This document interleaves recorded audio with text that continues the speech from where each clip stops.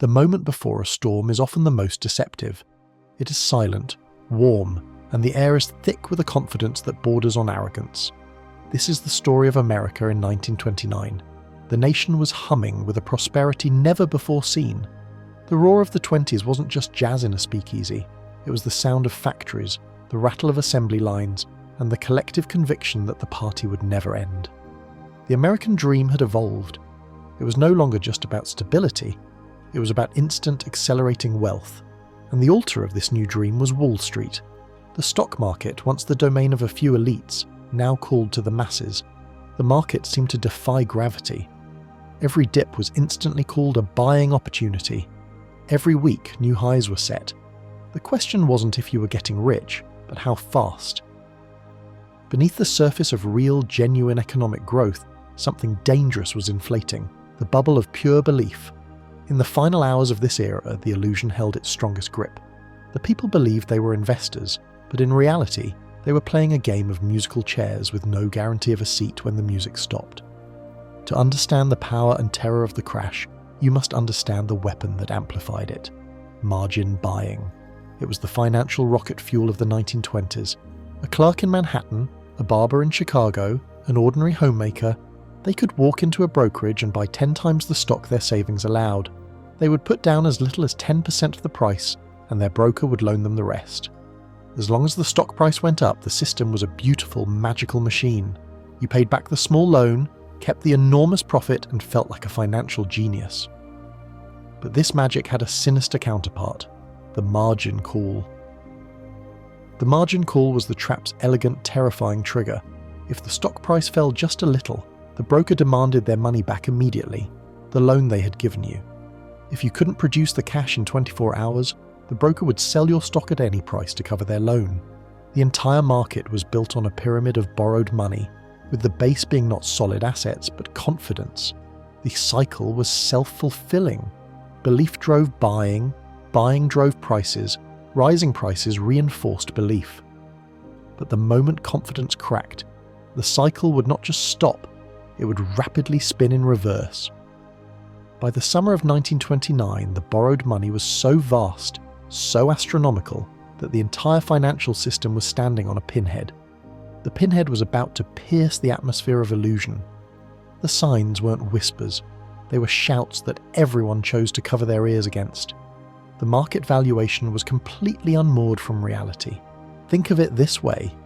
In 1929, many stocks paid a smaller dividend, a smaller piece of the actual profit, than the interest you could get from a simple guaranteed savings account.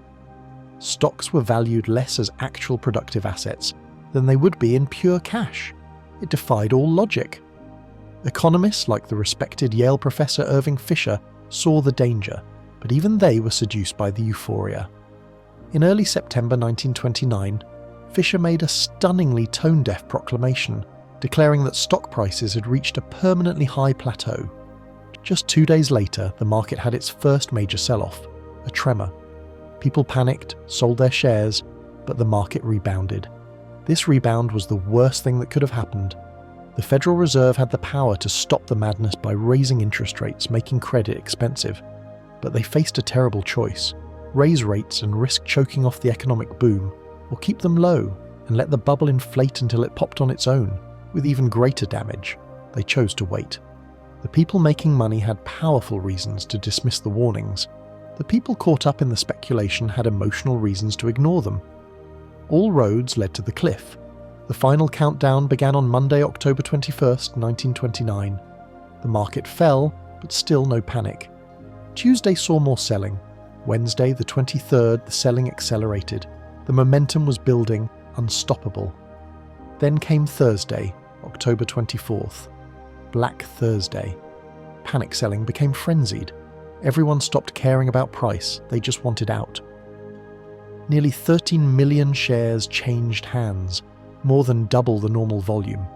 The system was overwhelmed. The ticker machines, which printed the stock prices, couldn't keep up. The real prices on the floor were hours ahead of what was being printed on the tape. People were selling their life savings and waiting hours to find out the disastrous price they had accepted.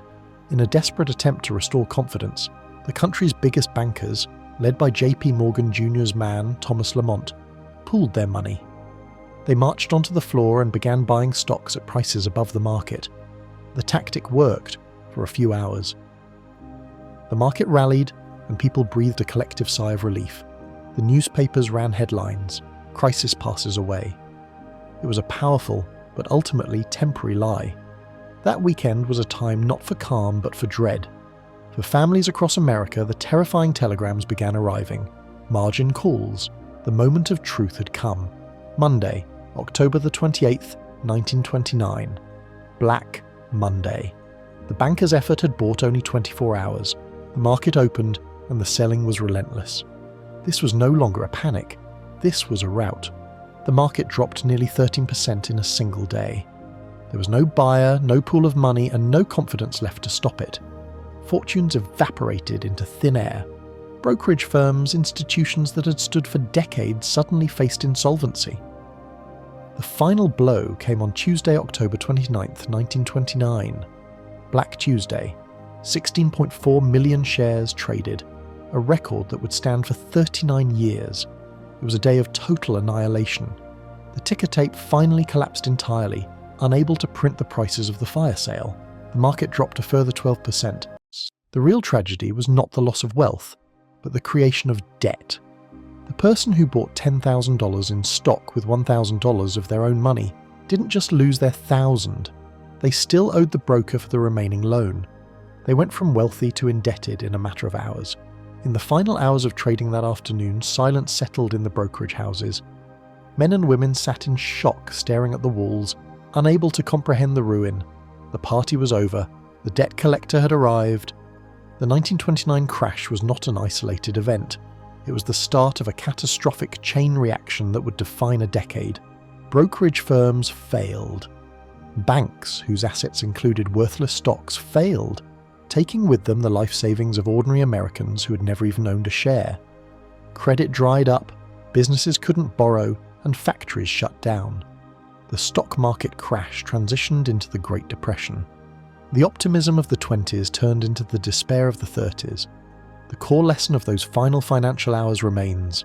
Financial systems built on confidence rather than fundamental reality are inherently fragile. The sound of money being made is always louder than the voice of caution. The crash of 1929 was not an inevitable disaster that no one could have predicted. It was the predictable consequence of a comfortable lie, the belief that the future is always guaranteed and the fundamentals don't matter. Thank you so much for watching the video, and do subscribe for more educational and financial videos.